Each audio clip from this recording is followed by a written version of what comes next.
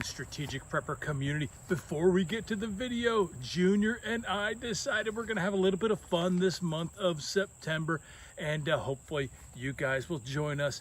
We're gonna have a little contest between me and Junior, and we want you guys to be the judge. Here's the deal. September 1st, I'm gonna post a video. September 1st, Junior's gonna post a video, and whichever video has the most comments, they're gonna get a prize. Now for my video, we're gonna randomly select a comment for this Life Straw Flex 1 gallon, 1 gallon capacity. And it's got multiple uses. And this is pretty awesome unit here. So if my video wins and has the most comments from subscribers, then we're gonna randomly select one of those comments for a winner. Now Junior's got his prize, and he's got the same thing going on. And if he's got the most comments, then the winner will come from his. However, if the winning video has 200 views, at least 200 views, then you get both of them. You get both. So share our videos. Share my video more than his. So share mine more than his. Help me out. I want to give this to you. So give me a comment. Tell me what you think. Make sure you're subscribed, because this is for subscribers, and we're going to take a look at it on October 1st. Now, off to the video. Good morning, strategic prepper community. Today I have got an interesting topic. Today we are going to talk about the 6 effects that SHTF or WROL always brings. Before we get into it, please click that like, click that subscribe, leave a comment. All right, 6 effects SHTF always brings. What am I talking about? I'm not talking about the more minor disturbances. I'm talking about the big things, the things they make movies of, the things they write novels about, the big collapses. 6 things. We're going to look at 6 things. Now, before we get into that, a little bit on the research that I did. I looked at a number of different events, and I looked at the Bronze Age collapse. I looked at around 1200 BC. I looked at the fall of Rome. And as a subpart, I looked specifically, in addition to the fall of Rome, I looked specifically at the Roman withdrawal from Britain. I took a look at the Mississippian civilization that fell apart right before Columbus went to America. It was up in the Mississippi River Valley. And I took a look at there and the French and Russian revolutions. So those are more on a smaller scale, but still there's things we can learn from those. Now, obviously, before you all jump all over me, obviously there's limited knowledge, and the farther back we go, the more sketchy the knowledge is, and especially with the Mississippian civilization, we don't know a whole lot, but we can glean some things from this. There are things that we, as preppers, as preparedness-minded people, that we can learn that could help us to give us a better chance of success. If we understand what has consistently happened when we are talking about SHTF, that will help us to prepare. So I've got 6 things. And the first thing that I want to cover, that is a collapse of government order. And that's kind of the definition of a WROL or SHTF, collapse of government order. But there's so much that goes along with a good, efficient running government. There's and you'll see how that's tied into a lot of things.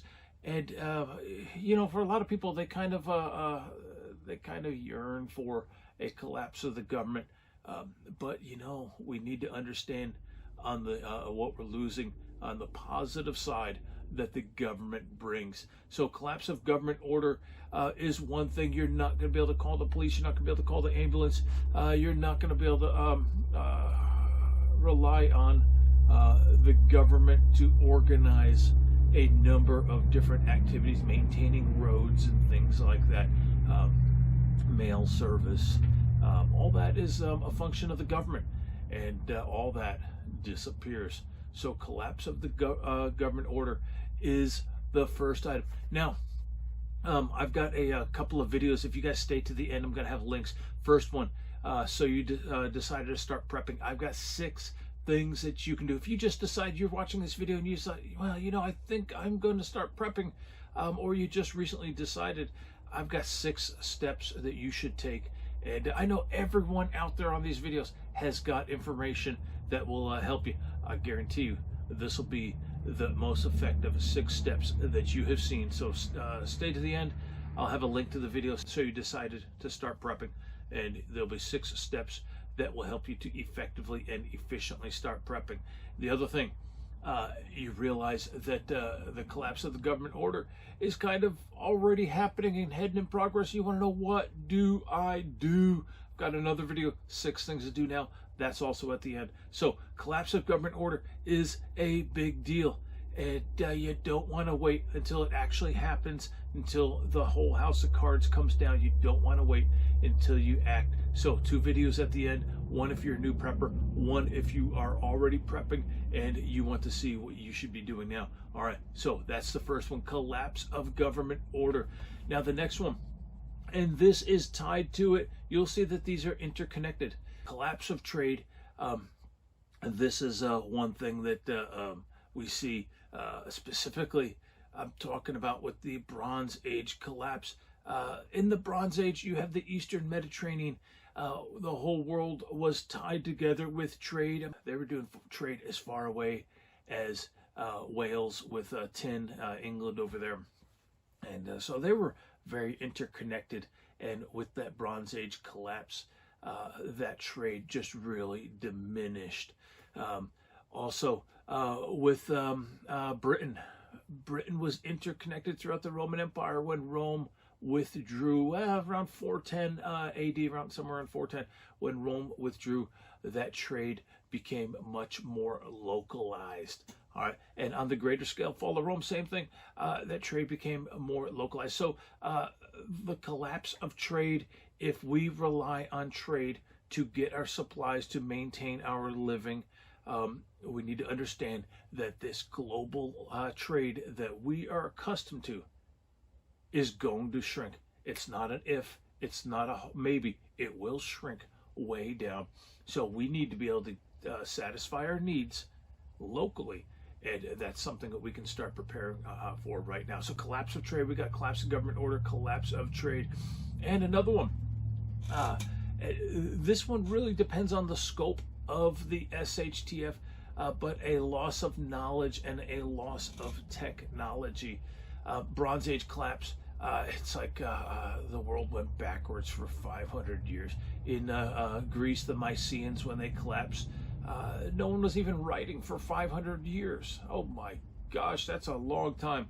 And the whole world, basically, Rome, we got the fall of Rome, we got the Dark Ages, called Dark Ages for a while, and the world went from reading being commonplace to pretty much limited to the monasteries. The studying and the intellectual pursuits were limited to the monasteries, and really a lack of knowledge, generally speaking. Now, some of that knowledge may have still been retained in books and all that, but I'm talking practically speaking, for the people that were living their lives, there was a lack of knowledge, lack of technology.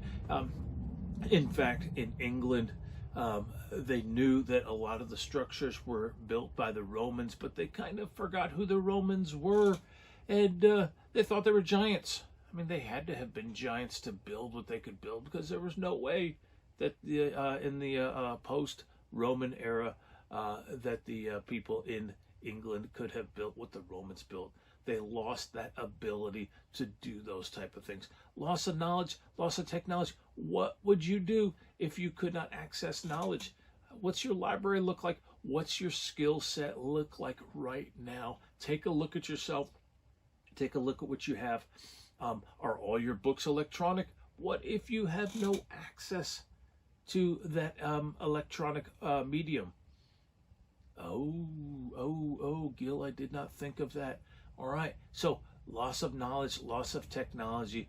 Make sure you have a plan so that you can retain as much of that knowledge as possible. Famine and disease.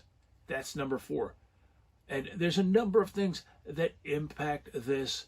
The next item we're going to talk about is one of those items. But that stability that the government brings, even a bad government, brings a measure of stability. And that measure of stability, when that's gone, is going to bring about famine and disease. And they're tied together. They are tied together. If you have a poor diet, you cannot eat properly. You don't have enough calories.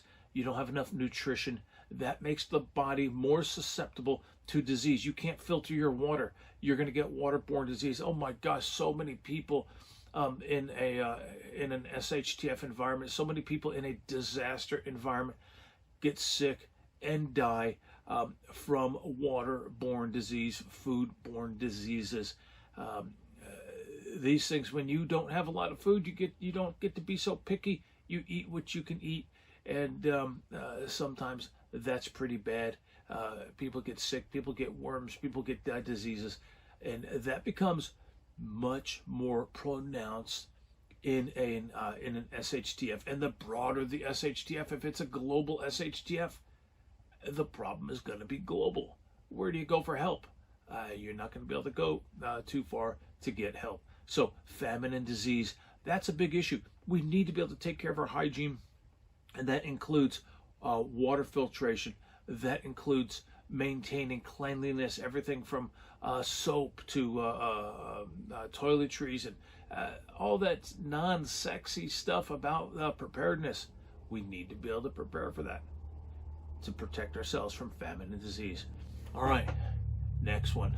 This next one is a big one. All right, this is number 5. Number 5 is big, so stay with me here. Number 5, lawlessness and tyranny. Now, I read these novels, watch the movies, and it seems that there is an understanding. I'm on the social media and I'm listening to people. It seems like there is this general understanding that once we get rid of government, and there'll be a period of chaos, but shortly after that, we will have this period of utopian, where neighbors are working together because all the butt heads are gone and all the idiots are gone and all the little local tyrants are gone. Your HOA leaders and your you guys know the type of people I'm talking about. They're all gone. Guess what? History tells us that's not the case. So lawlessness and tyranny, that takes a number of steps. Now, first of all, typically what happens is those actually in charge, yeah, they're like the first to go. I saw a video on this. I can't remember who did that video. I was going to say guy with a beard, but heck, all the people on YouTube that are preppers have beards. I like the smallest one out there. Oh my gosh, I wish I could give him credit. My brains, I'm having a senior moment. But anyway, one of you guys give me a comment. Let me know who that is. Just had a video just within the last few days talking about politicians being the first to go. That's true. Just one little correction on. He said the top people would be the ones that escape. Didn't happen in the French Revolution. They didn't escape. They didn't escape in the Russian Revolution. Collapse of Rome. The very top did not escape. Let's see. Bronze Age collapse. There's this one city in Mysia, Greece, where the whole city basically survived the Bronze Age collapse except the palace and what it looks like. And I can't remember the name of that, but it looks like what happened was the palace and the palace leaders got sacked from the local population, and then boom, they were happy. There's also one of the Greek city-states, one of the Greek areas over there. They did band together for their own security, and they were able to keep themselves relatively safe. But that was an exception to the rule. The rule being that when you lose the government system, these bands of outlaws are everywhere.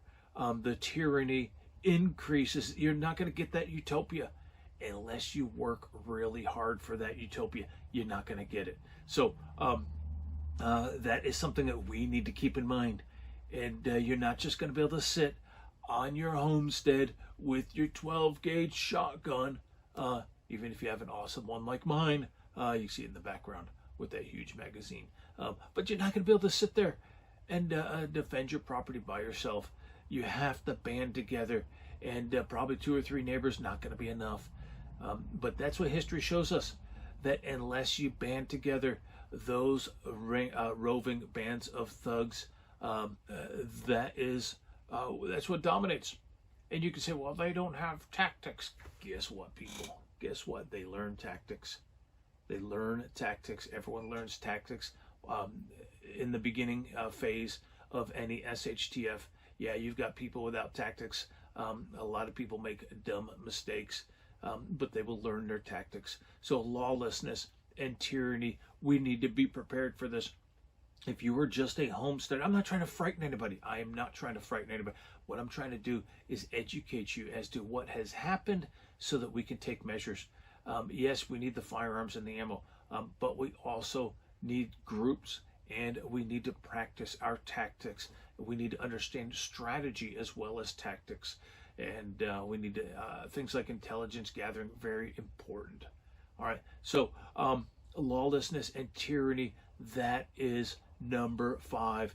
And number 6, and that is tied in with these others combined to create number 6, which is population contractions or stunted growth. But typically you will have the reasons could be varied. The reasons could be varied. For example, right after the Russian Revolution, a number of people died, and the government themselves, I mean, Stalin himself a few years later went and had a whole bunch of people starved, and had a government manufactured famine.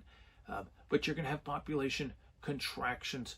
There is going to be a die-off, or maybe a couple, but that will happen.